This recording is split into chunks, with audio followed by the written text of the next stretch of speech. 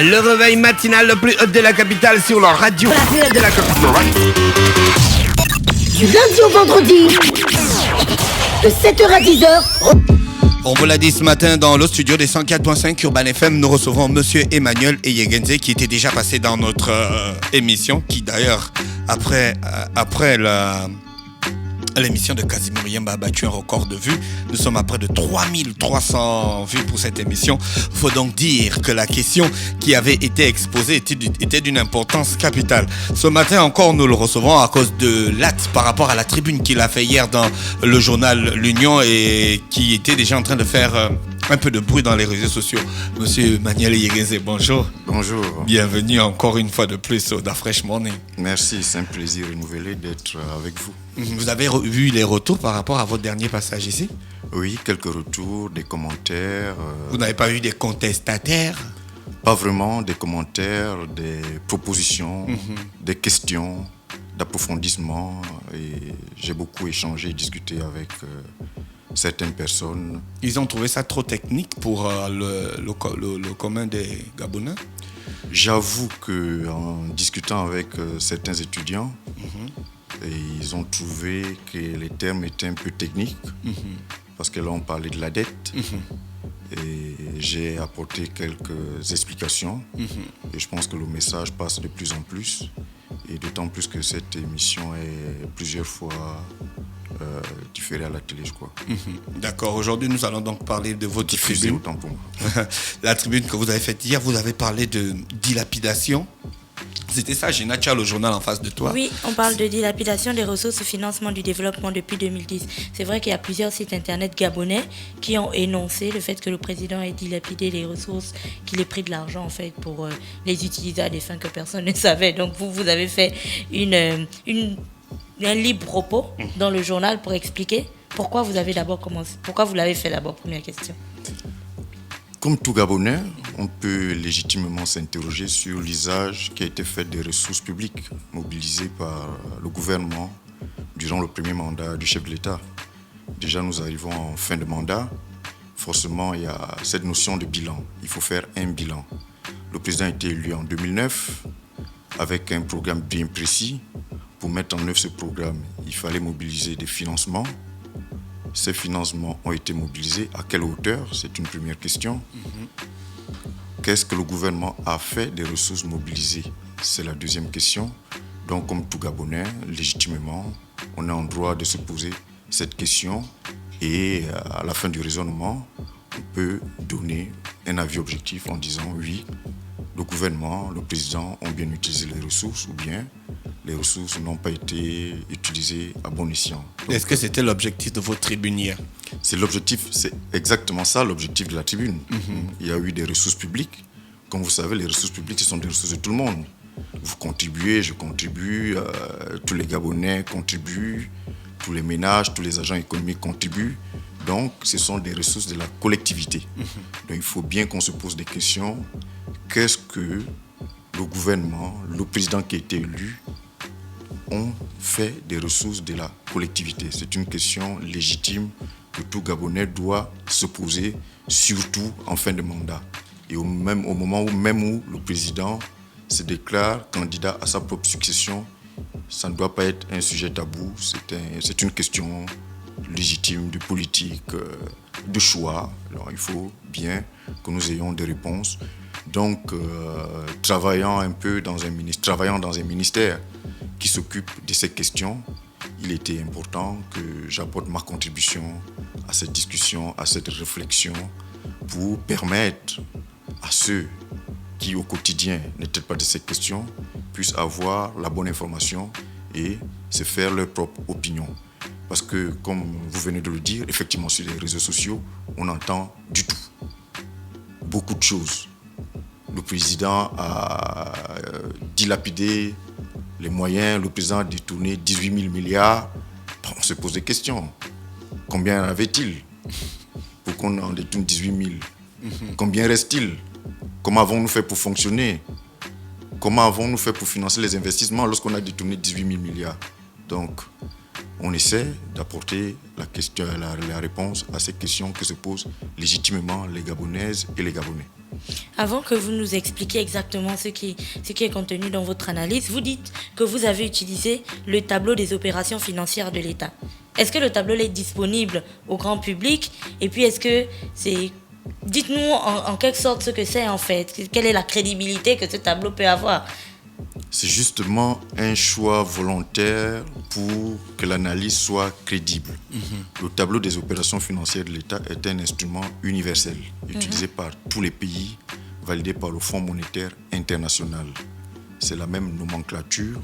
Ce tableau retrace, comme son nom l'indique, les opérations financières de l'État. Oui. C'est-à-dire, nous avons dans une première partie les recettes, les ressources que nous avons eues. Après, nous avons des dépenses et il calcule des écarts, s'il y a un solde positif ou négatif. Si les ressources sont supérieures aux dépenses, il y a un solde positif. Maintenant, vous devez expliquer ce que vous avez fait de ce solde, comment il a été placé, quelles sont les utilisations qui ont été faites. S'il y a un solde négatif, ça veut dire qu'il vous manque de ressources. Et maintenant, ce tableau vous dit où sont venues les ressources pour financer ce solde. C'est un instrument universel validé par le FMI, comme je l'ai dit, et que vous retrouverez sur le site du Fonds monétaire international dans les statistiques économiques et financières mondiales. Donc, ce sont des données incontestables. Alors, donc, votre étude, vous l'avez faite de 2009 à 2015. Vous avez exclu 2016. J'ai exclu volontairement 2016 parce que nous sommes en début ou en mi-exécution du budget. Donc les données, pour l'instant, qui sont à notre disposition sont des données provisoires qui n'ont pas encore été validées. Et les données validées ne prennent en compte que, je crois, le premier trimestre. Donc il n'était pas opportun de les intégrer puisque le raisonnement il est beaucoup plus annuel. Mais on aurait quand même pu les intégrer, mais je pense que ça n'aurait pas changé fondamentalement les conclusions de l'étude. À quel moment le Gabon, d'où venaient les 18 000 milliards? À quel moment on l'a eu? À quel moment on les a contractés? Justement, d'après les données incontestables qui sont dans le tableau des opérations financières de l'État, de 2010 à 2015, le Gabon a mobilisé 16 357 milliards. Ça ne fait pas 18 000 milliards. Il manque 1700 milliards. Nous avons mobilisé 16 357 milliards. Nous avons des recettes. Vous payez la TVA, il y a la douane. Les recettes pétrolières? Les recettes pétrolières et les recettes hors pétrole. Tout mélangé nous donne 13 730 milliards, soit 84% des ressources mobilisées durant la période. Le reste, ce sont des ressources d'emprunt, la dette. Donc on avait déjà parlé de notre dernière émission, et les ressources d'emprunt représentent 16%. C'est normal. Lorsque nous sommes un pays qui va vers le développement, vers l'émergence, on ne peut pas faire tout avec des ressources propres. Nous avons toujours besoin des ressources d'emprunt, notamment pour réaliser les infrastructures, les investissements. Ce qui est condamnable, c'est de prendre des ressources d'emprunt pour financer le fonctionnement. C'est ce qu'on qualifie de mauvaise dette. Si vous prenez la dette pour investir, pour créer davantage de richesses, c'est la bonne dette, d'où la nécessité de recourir à cet emprunt de plus de 2600 milliards de francs CFA de 2010 à 2015. Donc, le chiffre avancé de 18 000 milliards n'est pas tout à fait exact, sauf si ceux qui l'avancent intègrent l'année 2016. Mais comme je le dis, l'année 2016, nous ne sommes qu'en début d'exécution. Les recettes sont recouvrées au fur et à mesure, les dépenses sont exécutées au fur et à mesure. Je ne peux pas vous dire pour l'instant quel sera le niveau exact de recouvrement des recettes en fin d'année ou quel sera le niveau exact d'exécution de la dépense en fin d'année. Bon, concrètement, ces 16 365 milliards, qu'avons-nous fait? Voilà, c'est la question que je voulais poser. Quels étaient les secteurs prioritaires dans l'investissement? Où sont-ils passés? C'est ça la question que nous nous posons tous, que nous devons tous nous poser. Les 16 000, on va dire 16 400 milliards, qu'avons-nous fait? Un pays fonctionne avec des dépenses obligatoires. La première dépense obligatoire, c'est d'honorer ses engagements, la dette. Il faut payer la dette. Les partenaires vous ont fait confiance, vous leur avez présenté des projets, ils vous ont aidé à les financer. Lorsque ces projets sont réalisés, lorsque ces projets sont achevés, lorsque ces projets vous permettent d'atteindre les objectifs que vous vous êtes assignés, il est responsable de procéder au remboursement de la dette. Les bons comptes Donc, sont les de bons 2010 à 2015, nous avons remboursé 2600 milliards en arrondi de dettes, Ingrid, soit calcule. 16%. 16% des ressources. Donc, les 16 400 milliards, on va dire, 16% ont été consacrés au remboursement de la dette. C'est une dépense obligatoire, c'est une question de crédibilité. La dette intérieure ou la dette extérieure? Les Parce deux. qu'il y a des Les deux. des PME au Gabon qui se revendiquent de ne toujours avoir rien reçu. Non, les PME ont été payées. Nous avons discuté la dernière fois. Certes, le plus gros montant est consacré à la dette extérieure, parce que les mobilisations sont aussi plus importantes là-bas. Mais nous avons payé aussi bien la dette intérieure que la dette extérieure. 16%. Vous avez l'autre grosse dépense qui est Les constituée des salaires. La fonction publique, les fonctionnaires, la main-d'œuvre non permanente. Au cours des 6 dernières années, nous y avons consacré 3 350 milliards, soit 21%. Mais il y a tout un débat sur les salaires. Ça, c'est le fonctionnement. Ça, c'est le fonctionnement. Oui, ça, c'est pas l'investissement. Oui, nous sommes toujours au fonctionnement, nous allions y arriver. Là, je vous parle un peu des dépenses obligatoires. Parce que D'accord. l'investissement, en réalité, c'est un choix économique. D'accord. Vous pouvez dire que nous n'investissions pas, ce qui relèverait plutôt de la mauvaise gestion. Oui. Donc ça, c'est des dépenses obligatoires. Les salaires, il y a un débat dessus. On dit que le chef de l'État a gonflé la masse salariale qui serait passée de 400 à 700 milliards. Les chiffres le démontrent. La masse salariale a effectivement augmenté de 90% en 6 ans. Moi, on leur a donné la PIP. Oui, justement, il y a plusieurs raisons. On a procédé à la régularisation des situations administratives des agents publics. Je vais vous prendre mon exemple personnel. J'ai commencé à travailler en 2001. De 2001 à 2013, ma situation administrative n'avait pas bougé. J'étais rentré à l'indice 440, donc pendant 10 ans, j'avais le même salaire. La seule différence, lorsque j'étais nommé conseiller du ministre, directeur de cabinet, on m'a ajouté une prime. Bon, pas directeur de cabinet, conseiller du ministre, parce que directeur de cabinet, il y a eu un autre système de rémunération après. Donc, il a fallu régulariser plus de 50 000 agents, 50 000 cas. Donc, ça vous fait déjà augmenter la masse salariale. La deuxième raison, vous venez de la citer, il y a eu l'instauration de la PIP qui a coûté 100 milliards par an pendant les 2 années qu'elle existait avant de mettre en œuvre de nouveaux systèmes de rémunération des agents de l'État. Et puis naturellement, il y a eu des recrutements. Tout le monde se plaint parfois de l'efficacité du service public. Il manque des enseignants, il manque des médecins, il y a des problèmes de sécurité. Donc, il a fallu organiser la CAN. Donc, tout cela a généré des recrutements dans la fonction publique. On parle de l'ordre de peut-être de 30 000 agents, je crois. Donc, si vous les intégrez, vous avez naturellement une augmentation de la masse salariale. Et l'augmentation du salaire minimum aussi.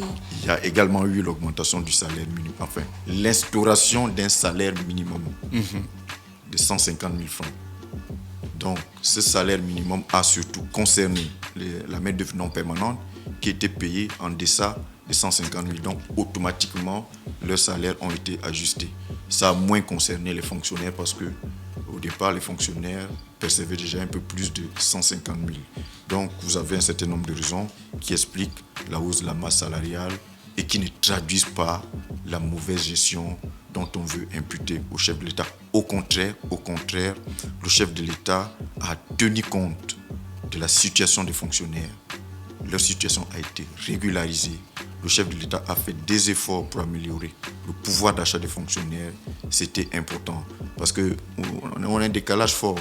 Aujourd'hui, les personnes qui travaillent dans la fonction publique, généralement se plaignent de leur niveau de salaire lorsqu'ils se comparent à ceux du secteur privé.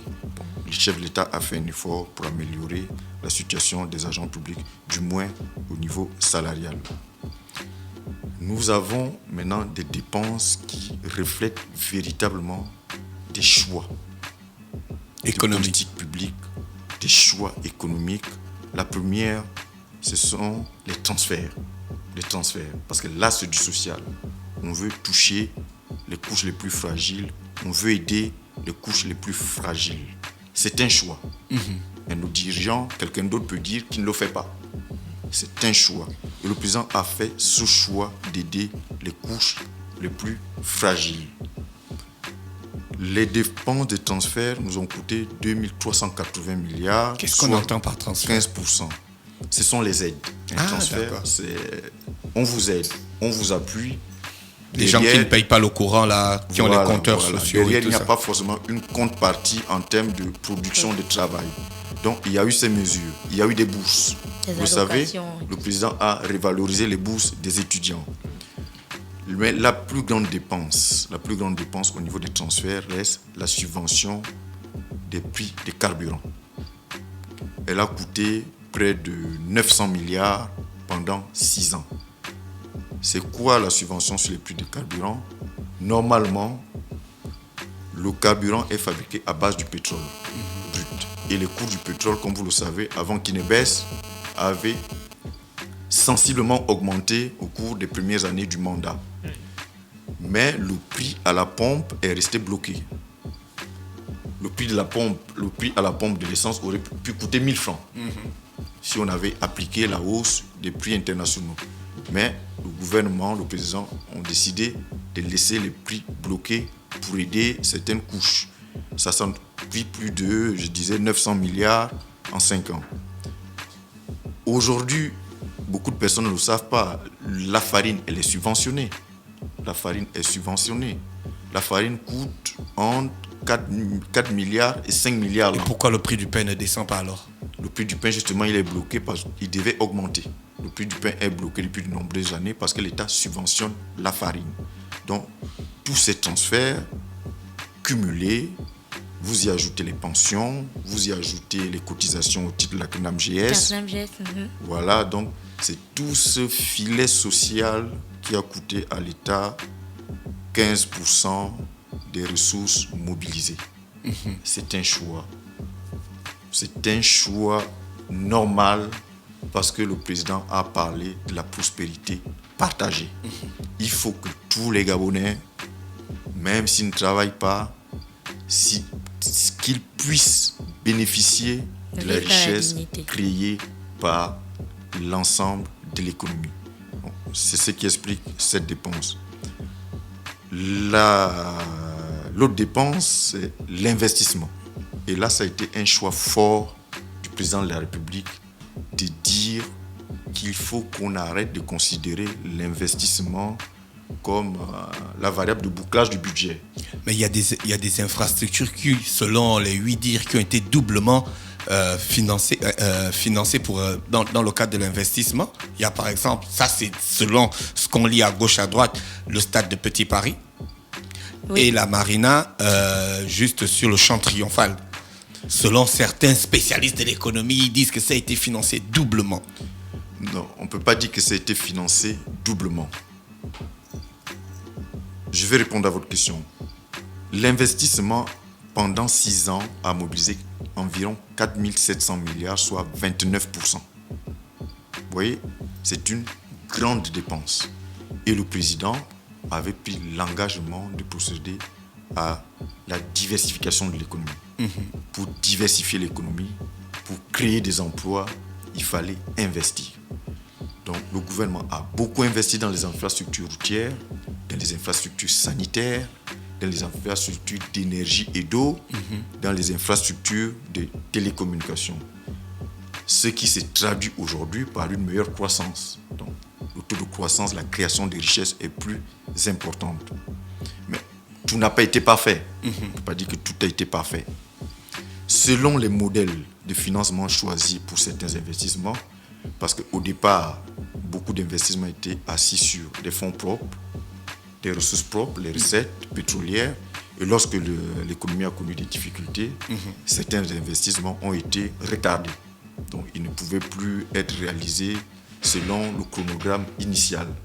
Donc, vous faites certainement référence au stade, à la marina, c'est normal. Les ressources ayant été réduites, il fallait revoir le calendrier d'exécution de ces investissements.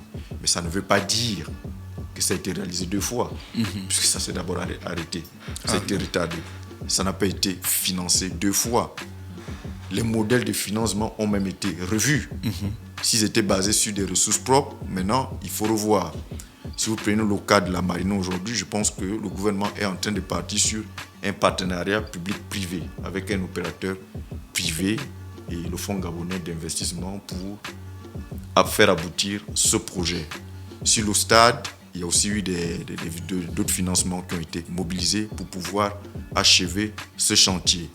Mais ce qu'il faut peut-être retenir, lorsque un chantier est retardé ou arrêté, il se pourrait que les coûts de redémarrage puissent faire en sorte que le coût final du projet soit un peu plus élevé. Donc, c'est souvent le risque d'arrêter un chantier et de redémarrer parce que les équipes parfois se démobilisent, il faut les ramener sur le chantier et tout ça a un coût. Bon, donc si on essaie de comprendre un peu ce que vous avez dit.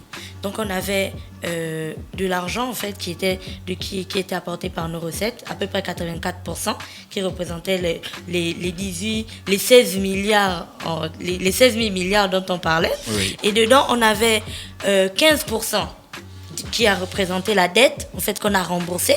Dans les 15%, on a ensuite eu 21% qui étaient représentés par les salaires. Après les 21%, on a eu les 15% qui étaient représentés par l'aide sociale que le gouvernement a apportée. Et ensuite, on a eu 29% qui correspondait à l'investissement. Tout ça là, est-ce que ça fait 100%? Vous êtes à 81%. D'accord. Il reste les biens et services, parce qu'il faut que l'administration fonctionne. L'administration fonctionne, les fonctionnaires doivent avoir des bureaux, des fournitures. Les grosses voitures aussi sont dedans? Les voitures sont plutôt comptabilisées dans l'investissement. Mais vous verrez que depuis 2 ou 3 ans, l'État achète de moins en moins de voitures pour privilégier l'investissement en capital qui crée véritablement de la richesse. Donc tout cela est encadré désormais. Donc, l'administration doit fonctionner, ça fait 1610 milliards, 10%, vous arrivez à 91%. Donc, le fonctionnement, c'est essentiellement, comme je disais, il faut payer le téléphone, il faut payer de l'eau, il faut payer des fournitures. Parfois, les agents de l'État doivent aller en mission.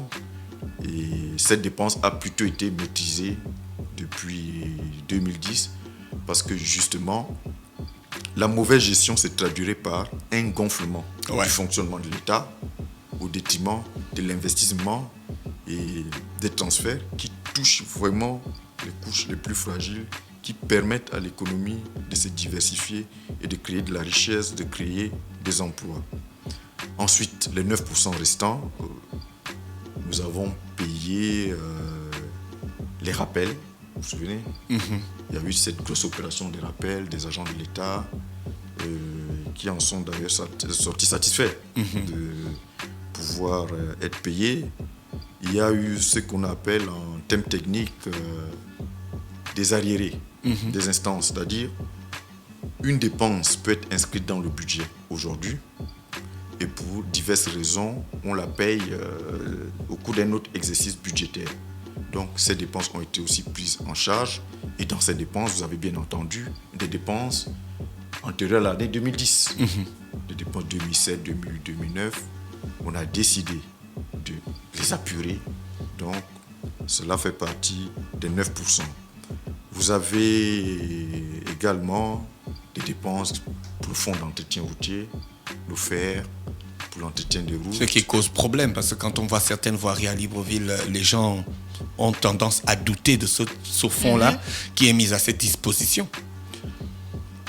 Ce que vous dites n'est pas forcément faux. Bon, je pense que c'est peut-être cela qui a occasionné la fusion du Fonds d'entretien routier et l'Agence nationale des grands travaux décidée par le chef de l'État. C'était pour rechercher une meilleure efficacité.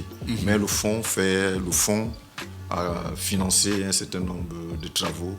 On ne peut pas rapidement conclure qu'il n'a rien fait. Monsieur On a cherché dans la gestion de toute cette manne financière pour développer notre pays, vous qui êtes un spécialiste de l'économie, vous êtes sûr qu'il n'y a pas de malversations financières? Parce que vos Il n'y a chiffres, pas de tout est fuite, correct. Hein? parce que selon vous, c'est correct. Mais si on va dans le fond et que l'on fasse un véritable audit, vous êtes sûr qu'il n'y a pas de malversation financière? Je ne peux pas vous dire sans résultat, sans analyse probante qu'il y a des malversations financières ou non. Mais je pense que la dépense est correctement exécutée parce qu'il y a des procédures, il y a des marchés, des appels d'offres qui garantissent quand même un certain niveau de transparence. Il y a des procédures, des règlements pour être payé. Il faut amener des pièces justificatives. Et vous savez, les personnes qui gèrent la dépense ont sur eux une responsabilité pécuniaire et personnelle. Ça veut dire, le jour où vous êtes tenté, où vous faites ces malversations, naturellement, il y a des contrôles, il y a le contrôle de la Cour des comptes, il y a des inspections, mais le jour où la démonstration est faite que vous avez versé dans des malversations, mais personnellement, vous en répondrez. Donc, il y a eu des audits. Il y a eu des audits, les audits des fêtes tournantes, dont les conclusions ont été présentées au chef de l'État. Il y a des actions qui ont été engagées. Donc, je pense globalement, la dépense depuis 2010 est quand même assez bien exécutée, même si il n'y a pas de perfection. Il se pourrait effectivement qu'il puisse y avoir des détournements par-ci, par-là, mais globalement quand même, la dépense est assez bien exécutée. Donc, répondez-vous à ceux qui disent que l'argent du Gabon est dilapidé par le chef de l'État? De cette démonstration, nous voyons très bien que le chef de l'État a pris la décision de financer le développement. Financer le développement, c'est investir dans les infrastructures. Ce sont les infrastructures qui permettent d'attirer les investisseurs, qui vont permettre de créer la richesse, qui vont permettre de créer des emplois. Lorsqu'on y consacre 30% des ressources mobilisées durant le septennat, on ne peut pas dire que le chef de l'État a dilapidé des ressources. Le chef de l'État a financé le social, les transferts. C'est important. C'est important pour les personnes elles-mêmes, c'est important pour le pays.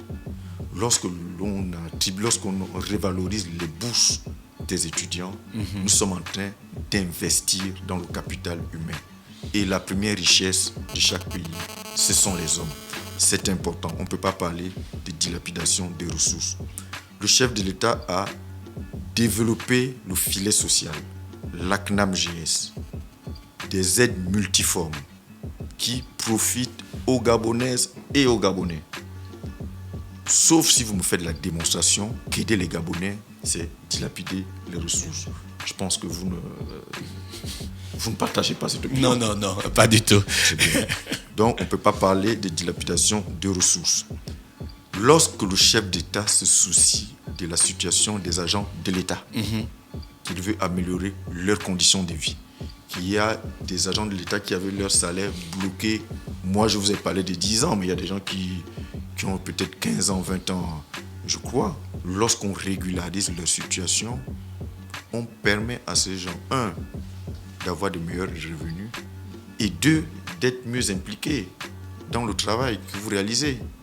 Vous n'allez pas passer dans une structure pendant 10 ans. On vous demande de faire des efforts, on vous demande du rendement, mais votre salaire n'augmente pas. Moralement, vous n'êtes pas dans les meilleures dispositions. C'est là où j'allais vous poser la question. C'est là où j'avais vous poser la question. Si la dette est très bien gérée, pourquoi ces derniers temps, il y a eu une montée du Fonds social ? Pourquoi il y a eu des revendications par rapport à des salaires, par rapport à des situations administratives, par rapport à des infrastructures ? Pourquoi ? Mais les revendications sociales, c'est normal. C'est normal. Le Gabon est dans un processus. Parce qu'il ne faut pas confondre, le Gabon n'est pas encore un pays émergent. Beaucoup pensent que lorsque le chef de l'État a dit en 2009 qu'il voudrait que le Gabon devienne un pays émergent, et bien le jour où il a pris le pouvoir, le Gabon était devenu un pays émergent. Ce n'est pas ça la réalité. Nous sommes dans un processus, les problèmes se posent et le chef de l'État est en train de les résoudre un à un. On ne peut pas résoudre tous les problèmes en 7 ans. Ce n'est pas possible. Donc, les revendications, elles seront toujours là. Les gens aspirent toujours à de meilleures conditions de vie. Et sur certains secteurs, tout n'a pas été parfait non plus. Il y a eu quelques retards. On parlerait peut-être du logement. Aujourd'hui, c'est la revendication essentielle qui revient. Il n'y a pas eu suffisamment de logements. Il y a eu des efforts. Mais lorsque vous prenez le déficit de départ, vous mettez 10 000, 15 000, même 35 000 logements, mais vous ne logerez pas tous les Gabonais. Il y aura toujours qui vont demander le logement. Toujours. Nous sommes dans un processus. Au bout de 7 ans, les revendications ne peuvent pas s'estomper. C'est pas possible. C'est pas possible. Le Gabon n'est pas encore un pays émergent. Après le stade de l'émergence, il faudra devenir un pays développé. Donc, il y aura toujours des revendications, il y aura toujours des améliorations. Il faudra toujours faire quelque chose pour le contribuable. C'est important. Au niveau de ces revendications, il y a aussi un domaine assez important, c'est celui de l'éducation. Voilà. Aujourd'hui, on parle parce que dans l'union du jour, il y a une montée encore de la dynamique unitaire. Oui, il y a une montée de la dynamique unitaire. Ils revendiquent la PIP, ils revendiquent des vacations qui n'ont pas été payées. Est-ce que ces questions n'ont pas été prises en compte dans la façon de gérer la dette ? La PIP a été une réforme instituée pour améliorer les revenus des agents de l'État. Très vite, je pense que le gouvernement s'est aperçu que l'orientation qui a été faite n'était plus soutenable. Donc, aujourd'hui, le gouvernement a mis en place un nouveau système de rémunération des salaires. Ça, c'est une réponse structurelle à ce problème. Maintenant, en termes de paiement, je crois qu'il y a certains secteurs qui attendent encore le règlement de la PIP, mais ça devrait pas causer un souci particulier, puisque si l'État a reconnu que ces agents doivent être payés, l'État le fera. Mais au niveau de l'éducation nationale, la contrainte structurelle est en train d'être progressivement levée. Le nombre de salles de classe. Pendant le mandat, l'État a construit et rénové 1000 salles de classe. 400 construites, 600 rénovées. Tout le monde dit qu'il n'y a pas eu de salles de classe. Non. Il n'y a pas eu de salles rénovées. L'État a construit 400 salles de classe et 600 salles de classe rénovées. Ce sont des données qui sont disponibles au ministère de l'Éducation nationale. Ce sont des données qui sont disponibles au niveau de l'Agence nationale des grands travaux d'infrastructure. C'est vérifiable. Donc, les contraintes sont progressivement en train d'être levées, mais lorsque l'on regarde le déficit de départ, il est clair qu'en 7 ans, on ne peut pas complètement l'absorber. Donc, les revendications, elles seront toujours là. Et vous verrez que progressivement, elles devront s'estomper. Oui, Ingrid, on va aller pour la dernière question. Ouais. En fait, je voulais savoir, parce que je pense que les gens aujourd'hui parlent beaucoup de l'État dilapidé de l'argent et tout ça, parce qu'on parle beaucoup d'endettement. Et moi, je voulais savoir, est-ce que la progression de l'endettement allie forcément la dégradation de la situation financière? Ça dépend. Il y a des ratios internationaux, comme je l'expliquais la dernière fois. La dette n'est a priori ni bonne ni mauvaise. Mais en réalité, lorsqu'on s'endette, nous devons analyser l'investissement que nous voulons réaliser. Est-ce que c'est un endettement qui va générer des capacités pour nous permettre d'avoir plus de ressources et rembourser la dette? Donc, depuis 2010, il y a la poursuite de la mise en œuvre d'une politique d'endettement rationnel. Donc aujourd'hui, certes, le niveau d'endettement a augmenté. Nous sommes autour de 40% par rapport à notre richesse. Donc c'est toujours rapporté à la richesse. L'encours de vos dettes, ce que vous devez, on nous rapporte à la richesse. Nous sommes autour de 40%. Au début du mandat, je pense que nous étions autour de 20%. Donc, il est vrai que ce ratio a augmenté. Mais c'était nécessaire d'augmenter le ratio et le président l'a lui-même annoncé au départ, puisqu'il a dit qu'il mettait sa limite à 35%.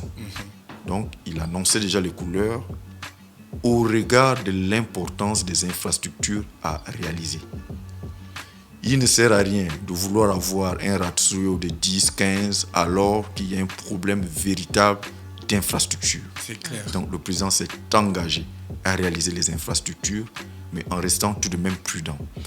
Le ratio international est de 70%. Nous sommes encore très très loin de ce ratio. Donc il n'y a pas nécessairement dégradation des finances publiques. Le ratio est encore très largement en deçà des standards internationaux et les ressources qui ont été mobilisées ont servi à réaliser des investissements structurants, c'est-à-dire des investissements qui contribuent véritablement à la création de la richesse. Il y a eu l'énergie, les barrages, il y a eu des centrales. Si vous n'avez pas d'énergie, aucun industriel ne viendra s'installer chez vous. Parce que la première condition qu'il vous pose, j'ai mon industrie, comment je l'alimente? Donc vous devez construire cela. Si vous n'avez pas de route, vous ne pouvez pas parler de développement intégré du pays parce que toutes les industries ne vont pas s'implanter à Libreville. Il faut bien que les industries soient à côté de la matière première. Donc, et lorsqu'elles ont produit de là-bas, comment transporte-t-on les produits? Donc, il faut des réponses à cela. Donc, l'endettement est contrôlé. L'endettement a servi à réaliser des infrastructures et ces infrastructures aujourd'hui permettent de relancer la croissance. Il n'y a pas du tout mauvaise gestion des finances publiques depuis ou dilapidation 2010. des ressources. Encore moins dilapidation des ressources. Vu les montants annoncés, bon, si vous dilapidez 18 000 milliards, je ne sais pas combien vous en avez recouvré. D'accord. Merci, monsieur Emmanuel et Yegenzé. Rappelez donc, pour ceux qui veulent s'enquérir de la tribune, c'était dans le journal L'Union d'hier, donc du 30 mai 2016. Merci, monsieur Emmanuel Yegenzé. C'est moi qui vous remercie. D'accord. Gina, l'horoscope des auditeurs. Urban FM 104.5. Urban FM, toujours dans le barrio, proche des éléments. On fait passer les chariots à chaque événement. Général en costard. Urban FM, c'est cool, c'est fun. En fait, jamais une radio n'avait été aussi musicale. Et si on refaisait le hip-hop?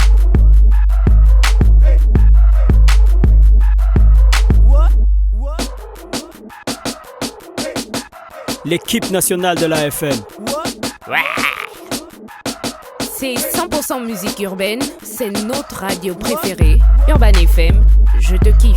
Toutes mes exclusivités et toute mon actualité, c'est sur Urban FM. C'est frais, c'est maintenant et c'est pour des générations. Urban FM 104.5.